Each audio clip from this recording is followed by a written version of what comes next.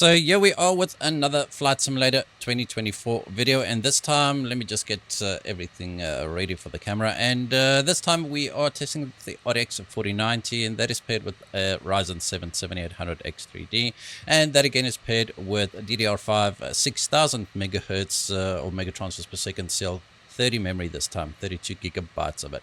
All right, so we just entered the airspace over New York here, and I have to say performance is kind of disappointing. I actually just wanted to test whether the game is a lot more playable 2 or 3 weeks after launch. I think it's been 2 weeks now, and currently we're at 1440p on the Ultra preset, and we are basically getting 70-ish frames per second. But leading up to this point, we actually saw dips into the 40s, 30s even at times.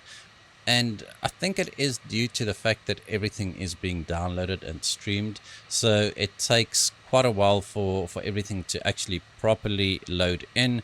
And also as you fly, things in the distance will basically download and load in, right? So there will always be constant load on your system, the network, the CPU, everything.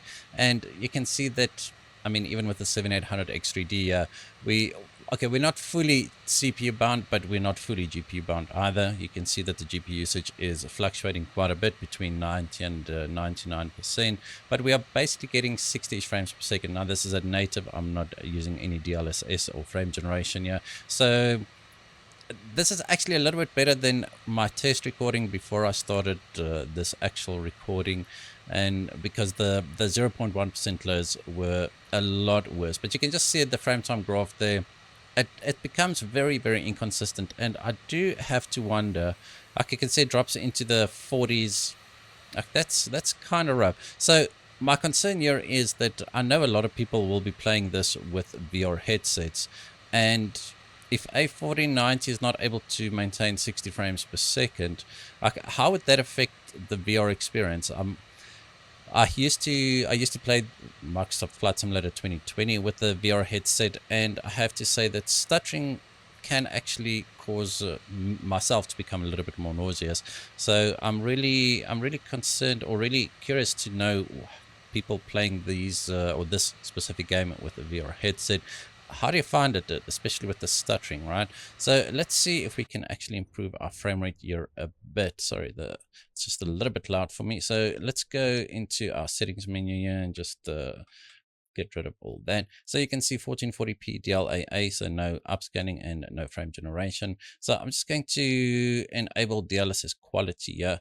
I don't think it's going to make the biggest difference in a lot of areas because we are CPU bound, right? And this reduces load on the GPU, so basically we become more CPU bound using DLSS quality, and you can see we're getting still around 60 to 70-ish frames per second. Now the 60 frames per second is not what concerns me, it's the inconsistent frame times, right? It really does become a little bit annoying, and I do think that a lot of people playing this with a VR headset will have like issues, not just the annoyance issues, but when it comes to stuttering, but I think it's going to completely ruin the experience for them. So just wanted to see if the game is actually a little bit better this a few weeks after launch, and I have to say that the game launched pretty quickly. It took about 3 minutes for everything to load in, and then I could fly, selecting free flight and jumping into an airplane, taking off. It took another 30 seconds maybe of loading time. So in that regard, it's definitely much better. All right, so DLSS quality is not helping us here at all as expected. You can see our GPU usage is sitting at 72% there. So let's go ahead. Now it's actually at 97%, 100 frames per second when the CPU is a little bit more unloaded. All right, so let's go ahead and, oh, sorry, let me get rid of this once again. I'm going to go back to DLAA because we're not seeing any differences here in the performance at all with DLSS. So let's enable frame generation and see if that actually fixes it for us. Now, as far as I know, or somebody commented and said that you're not able to use frame generation on a VR headset. If that is true, then I mean, this obviously won't apply to people using VR headsets, but you can see we basically doubled our frame rate here. We went from 60 to 70 frames per second, up to 120 to 130 frames per second. And motion fluidity is definitely much increased, but you can see the frame time graph is still very, very inconsistent. So still quite a bit of stuttering going on there. And you can see how our DDR5 usage is sitting at 22 gigabytes of system memory used. I mean, that's to be expected considering the scale of the map and the game, but it's quite a bit, right? So 16 gigabyte users probably won't be getting a decent experience. Not that we are getting a decent experience here with 32 gigabytes, but I think 16 gigabyte is just not going to run this very well. All right, so I'm just going to circle back. Sorry, I started to clear my throat there. And 120 frames per second, but average there 124 actually, and our 0.1% lows are sitting at 40. That's kind of rough. All right, so let's see if we just go back into our settings here. I'm going to remove frame generation or disable frame generation, and let's just drop this down to high end. Okay, let's see if we get a bit of a performance boost here, because I do believe this will actually affect CPU performance as well, not just GPU performance. And actually, there we go, 90-ish frames per second, while almost I mean, not almost always, but we are GPU bound most of the time, 90-ish% GPU usage. But we gained around 50% in our frame rate. We went from 60 frames per second to 90 to 100 frames per second. And I think on high, it still looks good enough, right?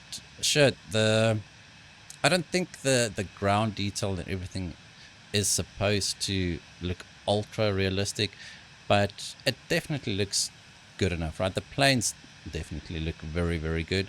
And the buildings, like not the highest of quality, but it does give you a very good indication and idea of what the cities look like. Except the bridges, just look under the bridges. They've got these boxes, right?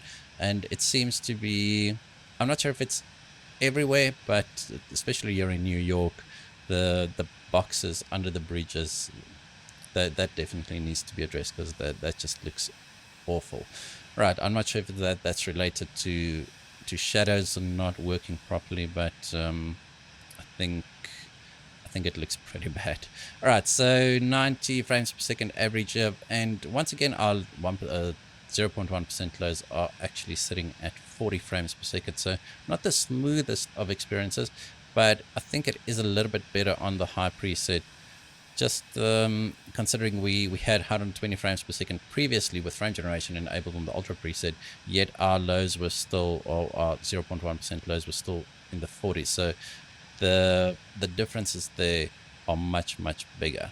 So all right, as we make this turn here, let's just go ahead and enable DLSS here quickly. I think we should be okay with DLSS quality. We might actually see a bit of a difference here. Let's go ahead and go back to the game. So let me just reset the numbers, and actually once again, no difference here whatsoever. We are still pretty much CPU bound with DLSS set to quality even on the high preset. Okay, so but you can see that the high end preset definitely does alleviate CPU usage quite a bit over the ultra preset, and I think it still looks good enough, right? So I think most VR users, me personally, I aim for around 90 frames per second with VR. But I do know that the resolution of most VR headsets are definitely much higher than what you see here at 1440p. So using upscaling should be okay there to try and hit 90-ish frames per second, because as I said, the resolution is much higher on a VR headset, or most of them anyway. So you'd be GPU limited more often than not with something like a 7800 X3D and a 4090, I presume.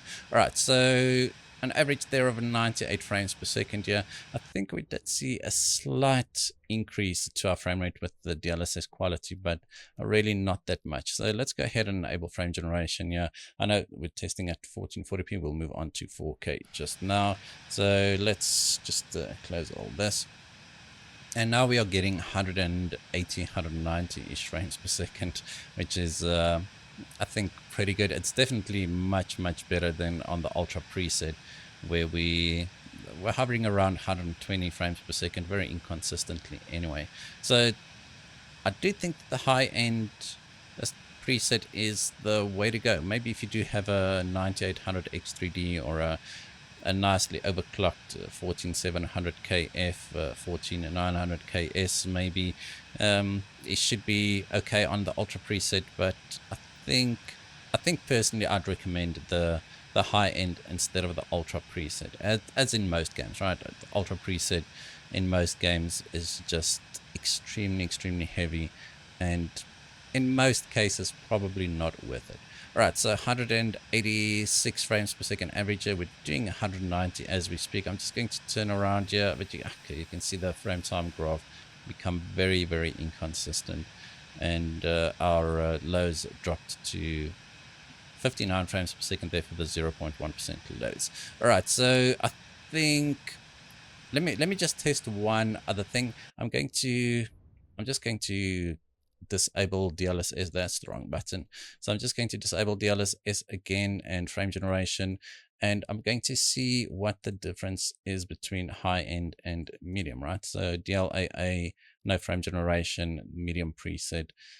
Let's see if it actually makes a bit of a difference. I think it should, and I think that actually makes a big difference.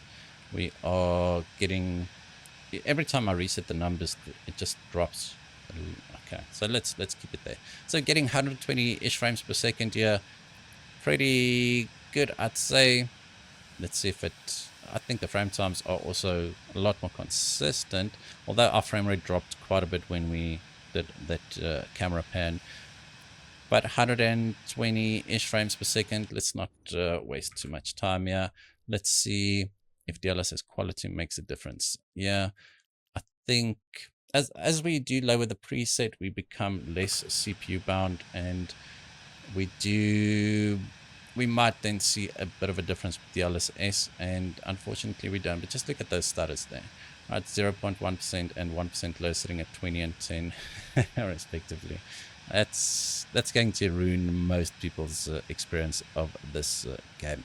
Now, fine, if you do play the game and you fly an airliner, you'll be flying at 37,000 feet, so it'll probably be a lot better that high up. But when you do come down to start preparing for landing, that's when all these buildings will start loading in, and you're going to have a terrible time. All right, and also just look at the UI. The frame rate of the user interface is now very low. I've noticed this previously as well, where, I don't know, changing settings reduces the frame rate of the user interface. Everything else still feels fine, but look at the airspeed indicator. It's really not smooth at all. It happens from time to time. All right, so let's just leave it on DLSS quality here. I'm going to just enable frame generation. Remember, previously we were getting around 180-ish frames per second. All right, so let's just reset our numbers a few times. Okay, 230 frames per second. This I can live with. If you have a 240 hertz monitor, there you go. The medium preset with frame generation and DLSS set to quality is the way to go. But once again, those 0.1% lows are actually pretty bad.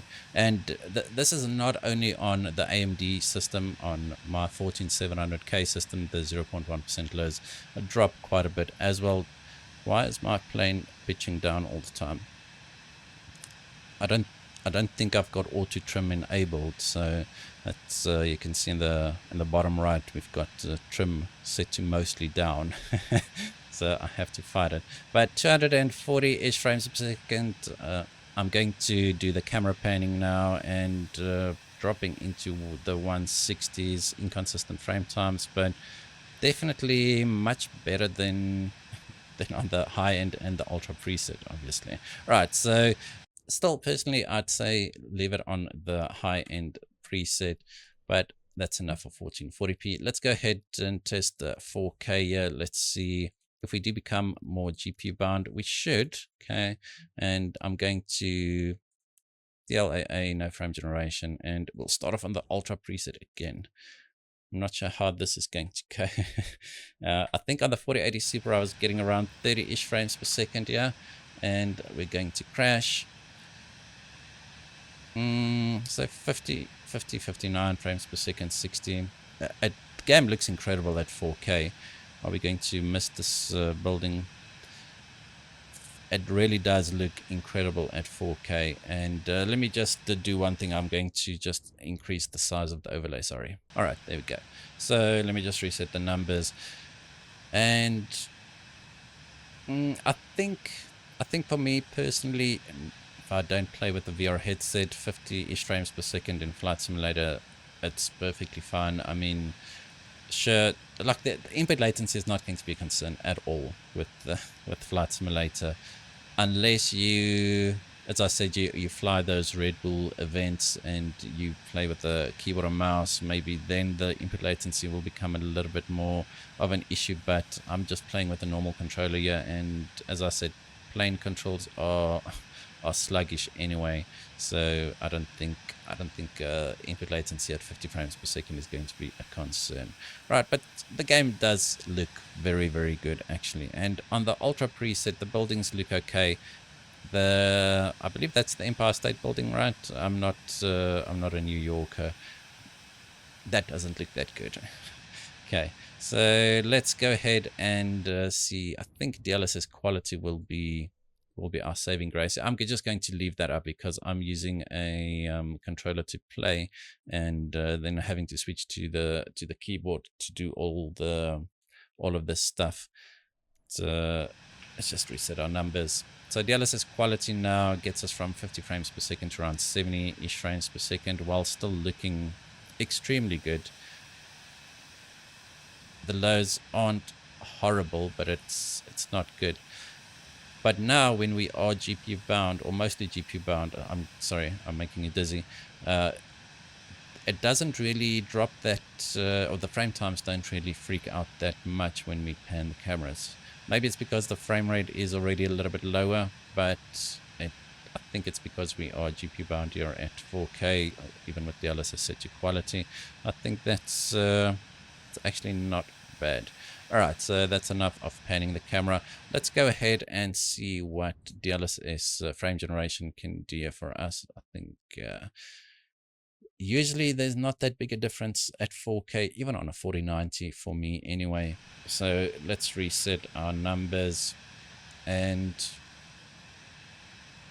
okay, it just took a little bit of time to start. But now we're getting 100 and something frames per second here, which is, I mean, if you do want to play it at a high refresh rate, then Bob's your uncle with these settings. 100 and something frames per second. It feels good, and it should also smooth over some of the stutters. Like the frame time graph there went, I mean, there's quite a bit of stuttering indicated there, but I did not really feel it in the game or see it in the game as badly as I did with the previous settings. And remember, this is on the Ultra preset, so actually becoming GPU bound helped us quite a lot here, even on the Ultra preset. So I'm going to pan again on this side, 100 and something. Okay, this is actually pretty good. The drop in frame rate and the frame time inconsistencies are a lot less at 4K here with the DLSS set to quality. You can see it's the frame time graph is a lot smoother. All right, so 96 frames per second average there. Our 0.1% lows are still kind of bad at 29. I mean, I say kind of bad, but it's pretty bad at 29.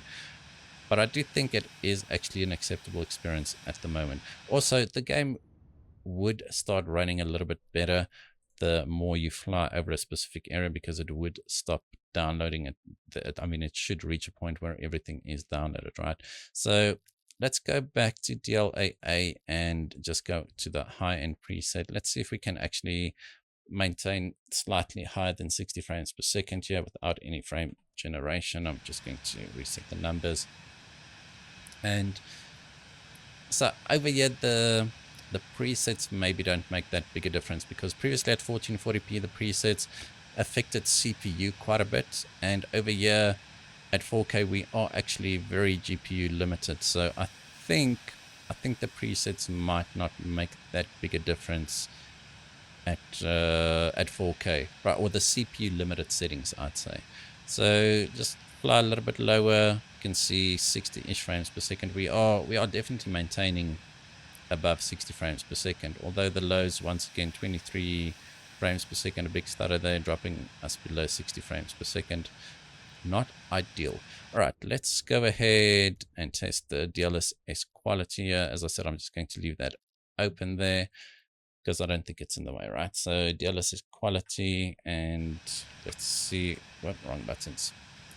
So now we're getting around 100 frames per second, which is pretty much the same as what we had on the Ultra preset with frame generation and DLSS quality, right? So if you don't want to use frame generation and you're aiming for 100 frames per second, I mean, it's not going to maintain 100. But let's just see cockpit view, what it looks like. So 90-ish. Okay, once again, quite a few stutters. That building is going to get me. Alright, so 100 frames per second, just going to go into a very, very steep turn here. And it's still maintaining 100, right? So that's actually pretty decent, I'd say. The high-end preset is definitely the go-to preset. I don't think the Ultra preset should be should be considered. It's my personal opinion, of course. Alright, so 90. Oh, okay, alright, I won't. So 96 frames per second average there. Once again, 0.1% listening at 10. Terrible, terrible. Okay, so I think we'll test one or two more settings, but I just want to test frame generation on the high-end preset here and see. Let's see if we can get 140 frames per second. So let's just reset our camera again. And there we go, 150-ish frames per second at 4K using DLSS quality and frame generation. It still looks plenty good. There's almost no ghosting that I can pick up. And it's just the let's look at the bridge there. It looks like a solid block. It actually looks like a dam instead of a bridge. All right, so 140-ish frames per second, yeah, pretty decent. I think for those 4K 144 hertz monitor users, I think this is a good experience. This is where I'd play if I had a high refresh rate 4K monitor. Now, sure, it's not a true high refresh rate experience because frame generation does increase input latency slightly, but as I said, in this game, it's definitely not going to make a difference. All right, so 136 frames per second average there. Let's go ahead. Oops.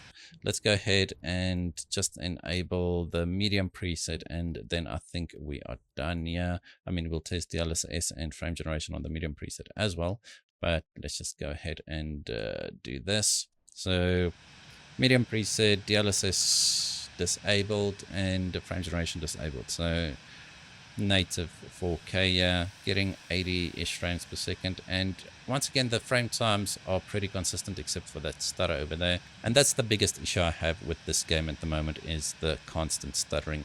At launch, many people couldn't even get into the game, myself included. I had to wait 2 days almost to get in.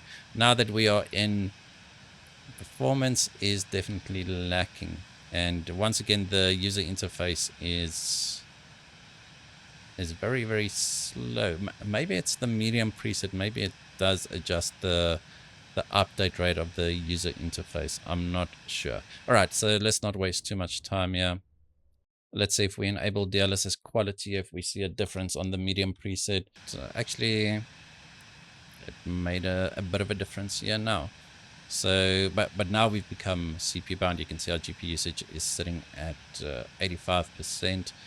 My GPU temps are slightly higher than normal. This is the MSI Liquid X, so it's an AIO cooled, and usually I don't usually see 60C on this thing.